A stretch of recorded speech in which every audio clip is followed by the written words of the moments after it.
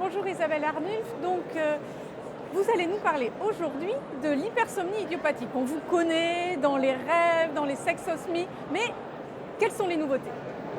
Alors, l'hypersomnie idiopathique, le profil, c'est une jeune femme mince, très smart, très active, qui a beaucoup de mal à se lever le matin et qui fonctionne au ralenti dans la journée. Ça peut culminer sous la forme d'une sieste, mais qui est longue et pas récupératrice. Ce qui fait que par rapport à la narcolepsie, c'est plutôt un syndrome d'hypovigilance continue toute la journée. Et c'est parfois beaucoup plus dur à vivre que la narcolepsie.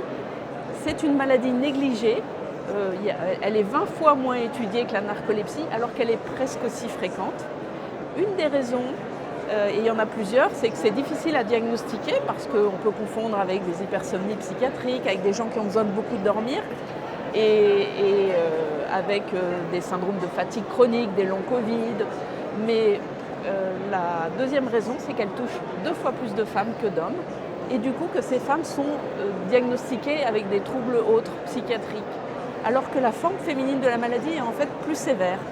Et donc il faut avoir cette attention face à une femme somnolente de 30-35 ans, de penser à l'hypersomnie idiopathique. Les autres progrès sont côté médicamenteux.